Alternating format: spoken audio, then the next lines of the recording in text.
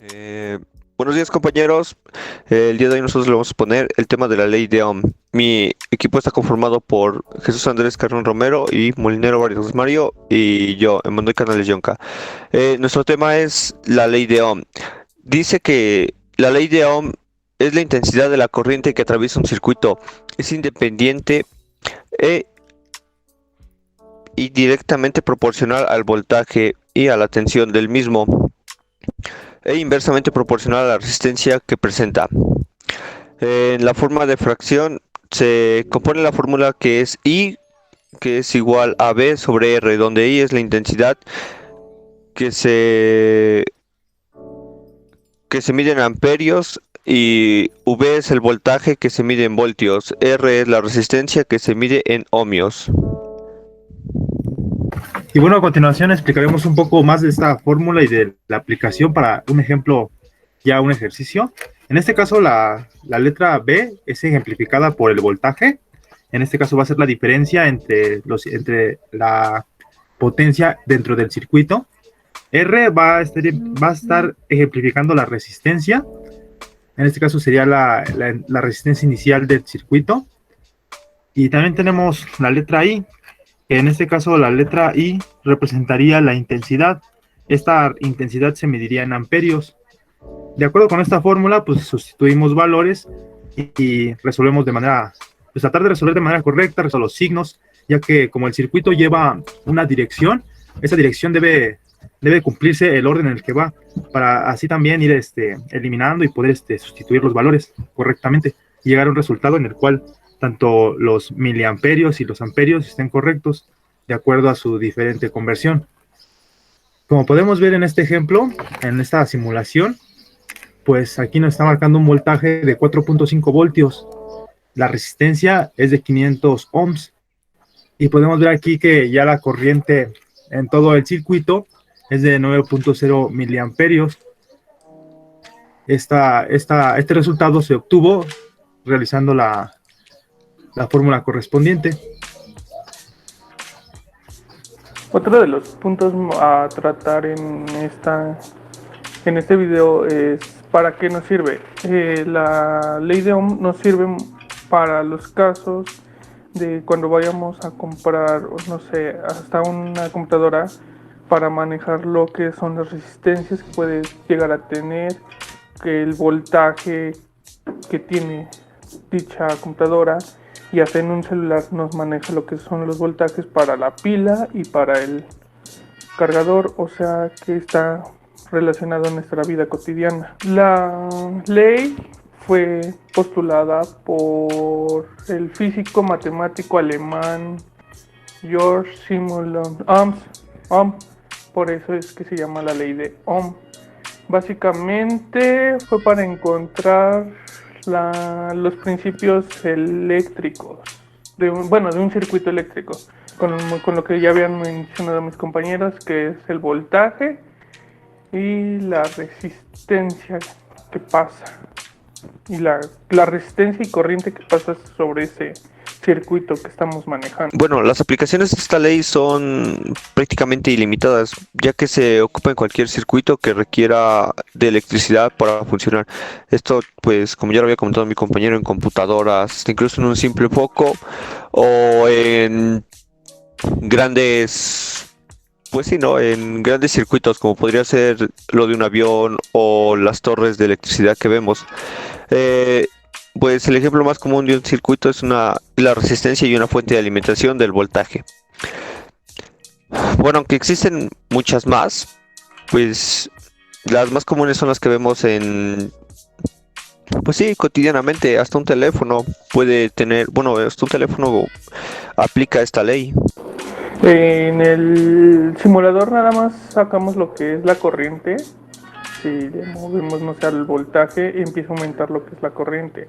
Si le movemos también a la resistencia, si bajamos la resistencia, lo que va aumentando igual es la corriente, pero no solamente es esa fórmula. Hay otra que es para el voltaje, que se saca multiplicando la corriente por la resistencia. Para sacar la corriente, dividimos voltaje sobre resistencia, y para sacar la resistencia dividimos voltaje sobre corriente. El voltaje se divide en volts, la corriente en amperes y la resistencia en ohms, como ya se había mencionado. Como un ejemplo cotidiano, pues también está dentro de la ley de Ohm, se suelen aplicar ciertos materiales para tener en cuenta que estos materiales van a recibir una temperatura en aumento, porque de acuerdo a todos los materiales tienen una resistibilidad y cada material ómnico debe depender de las propiedades para que aguante la temperatura y la resistencia. Normalmente estos circuitos se realizan con cables y con transistores, con fuentes de energía, y pues si nosotros utilizamos materiales ya en la práctica que no fueran adecuados, pues se podría generar algún corto o pues el circuito podría tener algún problema con alguna de las resistencias, dado que a lo mejor el voltaje fuera muy alto o el cable fuera muy delgado. Y también los materiales más básicos que se suelen ocupar para las aplicaciones de un circuito es la plata, es el cobre, el aluminio, el hierro, el plomo, el mercurio, y ya en otras medidas para otros materiales, la madera, el vidrio, la goma dura, el silicio, el germanio, todos ellos con una resistibilidad mayor a 20 grados centígrados. Y en cuanto a su resistencia, pues soportan resistencias de 3,8 por 10 a la menos 3. En este caso es una resistencia eléctrica ya para la aplicación de un circuito. Los circuitos pues se pueden encontrar en diferentes áreas pues, ya laborales. Se encuentran desde una base común en donde se va a suministrar energía, digamos así, para una oficina, hasta un circuito para generar energía en una empresa o en muchas empresas, dividiendo la energía y el voltaje.